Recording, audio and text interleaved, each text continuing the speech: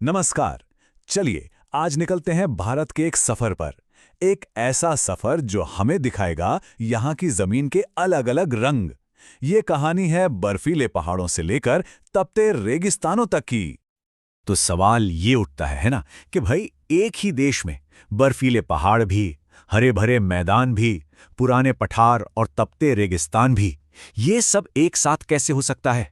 बस यही सवाल है जो हमें भारत की इस कमाल की भौगोलिक कहानी को समझने में मदद करेगा। तो चलिए शुरू करते हैं। तो हमारा ये शानदार सफर कुछ ऐसा रहेगा। सबसे पहले हम चलेंगे उत्तर की तरफ, जहां ऊंचे ऊंचे पहाड़ हैं और उनके नीचे फैले उपजाऊ मैदान। फिर वहां से हम बढ़ेंगे दक्षिण के प्राचीन पठार और पश्चिम के रेगिस्तान की तरफ। और आखिर में हम सैर करेंगे भारत के खूबसूरत समुद्री तटों और द्वीपों की। तो सफर की शुरुआत होती है उत्तर से। यहाँ दो बिल्कुल अलग, एक दूसरे से एकदम जुदा भू आकृतियां हैं जो इस पूरे इलाके को एक पहचान देती हैं। एक तरफ दुनिया का सबसे ऊंचा मुकुट, तो दूसरी तरफ भारत का सबसे उपजाऊ दिल, यानी इसका हृदय स्थल। तो इन सब के पीछे की असली वजह क्या है? वो है टेक्टोनिक प्लेट्स। सोचिए, जमीन के नीचे ये बड़े बड़े विशाल टुकड़े हैं जो लगातार हिल रहे हैं, और जब ये जोरदार तरीके से टकराए तो उसी टक्कर से बना हिमालय, जो भूवैज्ञानिक नजरिए से देखें तो दुनिया की सबसे नई और डायनामिक पर्वत श्रृंखलाओं में से एक है। अच्छा, अब जरा सोचिए कि हम हिमालय से नीचे उतर रहे हैं। सबसे ऊपर जहां तक नजर जाए सिर्फ बर्फ ही बर्फ, यह है हिमाद्री।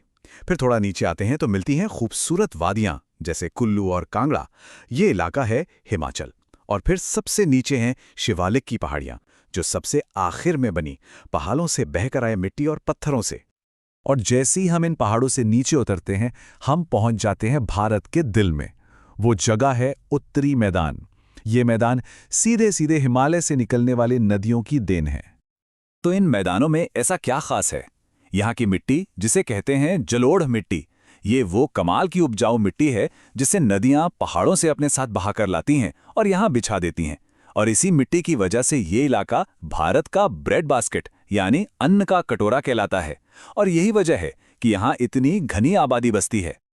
इन मैदानों को जिंदा रखती हैं तीन बड़ी नदियां, सिंधु, गंगा और ब्रह्मपुत्र। ये सिर्फ नदियां नहीं हैं, बल्कि करोड़ों लोगों की लाइफलाइन है, उनकी जीवन रेखाएं। इन्हीं की वजह से ये ज़मीन दुनिया के सबसे ज़्यादा उपजाऊ और सबसे घनी आबादी वाले इलाकों में गिनी जाती है।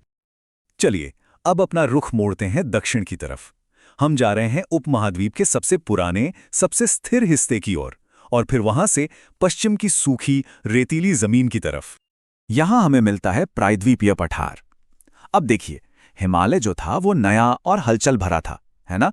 लेकिन ये पठार, ये बिल्कुल उसके उलट है।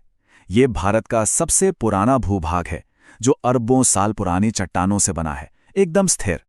और ये पठार सिर्फ पुराना ही नहीं है, ये तो खजानों से भरा है। ये दो हिस्सों में बटा है, मध्य उच्चभूमि और दक्कन का पठार। और हाँ, ये अपनी उपजाऊ काली मिट्टी के लिए भी बहुत मशहूर है, जो कपास की खेती के लिए एकदम परफेक्ट है। अच्छा, इस स्थिर पठार से अब हम एक ऐसी जगह कदम रखते हैं जो बिल्कुल ही अलग है।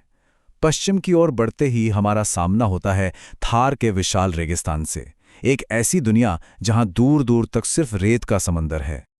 इस रेगिस्तान की पूरी कहानी को समझने के लिए ना कोई लंबी चौड़ी बात करने की जरूरत नहीं है, बस एक नंबर काफी है, 150 मिलीमीटर। जी हाँ, यहाँ साल भर में 150 मिलीमीटर से भी कम बारिश होती है। बस ये एक छोटा सा आंकड़ा इस इलाके की जिंदगी की पूरी सच्चाई बयान कर देता है। तो अब रेगिस्तान से निकलकर हम चलते हैं भारत के किनारों की ओर, इसकी लंबी लंबी तटरेखाओं और इसके अनोखे द्वीप समूहों को जानने। भारत के जो दोनों समुद्री तट हैं वो एक दूसरे से काफी अलग हैं। देखिए, जो पश्चिमी तट है वो थोड़ा संकरा और चट्टानी है, वहीं दूसरी तरफ पूर्वी तट काफी चौड़ा और समतल है। और यहीं पर बड़ी बड़ी नदियां समुद्र में मिलने से पहले बड़े बड़े डेल्टा बनाती हैं। तो ये डेल्टा होता क्या है? जब कोई नदी समुद्र में मिलने वाली होती है तो वो अपने साथ लाई हुई सारी मिट्टी मुहाने पर जमा कर देती है। इससे एक पंखे जैसी जमीन बन जाती है जो बहुत उपजाऊ होती है। और ये जरूरी क्यों है? क्योंकि इन्हीं डेल्टास की वजह से पूर्वी तट पर चावल की खेती इतनी ज्यादा होती है। अब बात करते हैं द्वीपों की, और यहां भी कहानी में एक दिलचस्प मोड़ है। एक तरफ है बंगाल की खाड़ी में अंडमान और निकोबार, जो बने हैं ज्वालामुखी फटने से, और दूसरी तरफ है अरब सागर में लक्षद्वीप, जो बने हैं मूंगा यानी छोटे छोटे समुद्री जीवों से। सोचिए, एक बना आग से तो दूसरा जिंदगी से। है ना कमाल का कॉन्ट्रास्ट? तो इस पूरे सफर के आखिर में हम क्या देखते हैं? यही कि भारत सच में विरोधाभासों की धरती है। ये एक ऐसा कैनवस है जहां कुदरत ने अपने हर रंग, हर रूप को बिखेर दिया है। तो हमने क्या क्या देखा? उत्तर में आसमान छूते पहाड़, फिर उनके नीचे फैले हरे भरे मैदान, बीच में खनिजों से भरा पुराना पठार, पश्चिम में फैला हुआ विशाल रेगिस्तान, और फिर दोनों तरफ लंबी लंबी तटरेखाएं और अनोखे द्वीप। ये सारी विविधता ही तो भारत की असली पहचान है।